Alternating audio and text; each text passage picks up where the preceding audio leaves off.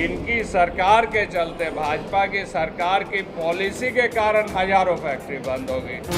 हमारे हिसाब से केंद्र में उनकी सरकार है, तमाम योजनाएं वो चाहते तो पूरे देश में गोगो दीदी योजना लागू कर सकते थे।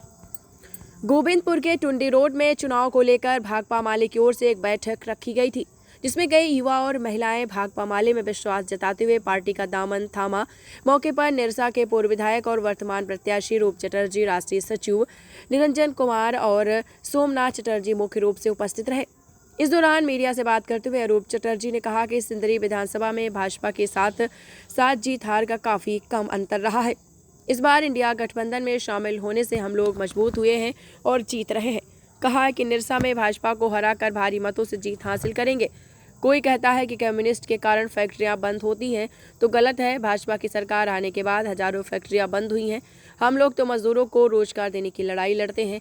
जयराम की पार्टी को लेकर कहा, ये सभी वोट कटवा पार्टी है जो 23 नवंबर को गिनती के बाद पता चल जाएगा। हमारे हिसाब से तो इस बार कोई टक्कर ही नहीं है, क्योंकि अगले बार आप लोग देखे होंगे या पिछले 5 विधानसभा चुनाव से आप लोग देख रहे होंगे जो बहुत ही कम मार्जिन से हम लोग यहाँ पर हार रहे हैं या भाजपा जीत रही है।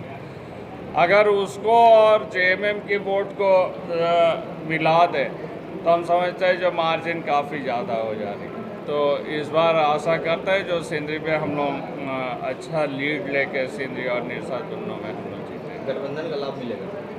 गठबंधन का फ़ायदा श्योरली हम लोगों को भी, हमारे संगठन को भी इस विधानसभा क्षेत्र में मिलेगा और उसके साथ साथ गठबंधन के फ़ायदा पूरी गठबंधन को ढेर सारे सीटों में मिलेगी, जिसका फ़ायदा कहीं ना कहीं सरकार बनाने में। इससे पहले भी सिंदरी से माले को 4 बार मेरा साथ हाथ मिला, क्या कहेंगे?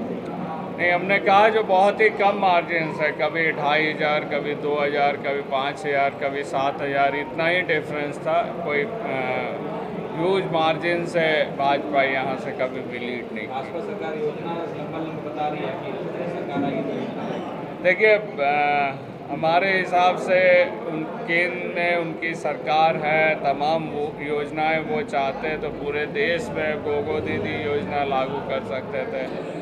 ये तो मतलब जुमला है और भाजपा झारखंड के लोगों को हमेशा बेवकूफ़ बनाते आई है, जिसके कारण ये तमाम चीज़ें आज प्रधानमंत्री या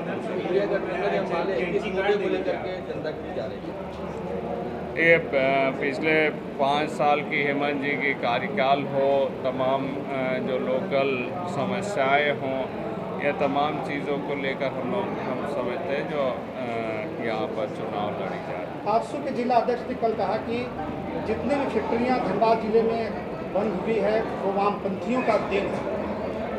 नहीं, देखिए ये वो लोग एक मुहावरा बना लिए। हमको लगता है जो 5 फैक्ट्री गिना दे धनबाद जिला में जो वामपंथ के चलते बंद हुआ, हम समझते हैं जो इनकी सरकार के चलते, भाजपा की सरकार की पॉलिसी के कारण हजारों फैक्ट्री बंद हो गई। तो आज भी अगर सिंदरी फर्टिलाइज़र ले तो वाजपेयी जी के समय बंद हुआ था। वो तो इन लोग आके सारा लोहा बेच के, स्क्रैप बेच के मतलब उसके बाद चालू किए।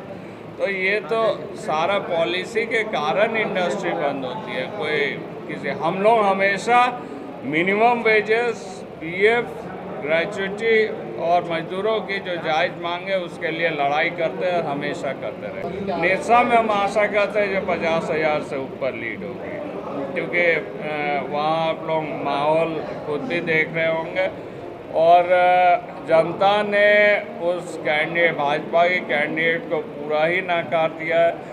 और उससे भी ज़्यादा है जो भाजपा के अपने लोग भी उनको नकार दिया। हम समझते हैं जो 2-4 दिन के अंदर बड़ी विद्रोह भाजपा के अंदर भी।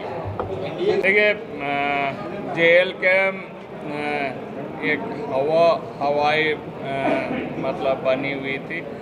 हमें नहीं लगता है जो जब चुनाव परवान पर चढ़ी हुई है तो हमें नहीं लगता है जो जेल कैम्प बहुत बड़ा फैक्टर होगा, क्योंकि ये 2 दलों में एक तरफ बीजेपी एनडीए है, एक तरफ इंडिया गठबंधन की जो भी ये है, कैंडिडेट है। ये पोलराइज्ड वोटिंग होगी और दोनों तरफ जनता रहेगी। बाकी जो भी संगठन है वो वोट कटवा बोल सकते हैं या बहुत ही कम मार्जिन से बोलों ये करेंगे। निशान वोट कटवा कौन है? देखिए कुछ दिन बाद ही पता चलेगा। 23 तारीख को वहाँ पर मतलब बीजेपी और हम लोगों के बाद जो भी संगठन है, हमें लगता है जो 5-6 हज़ार से नीचे ही सारे लोग रहेंगे। तो सारे कैंडिडेट्स मिला के हमको लगता है जो 15 हज़ार निरसा में रहेंगे। बाकी जो भी वोट बटेगी इंडिया और एनडीए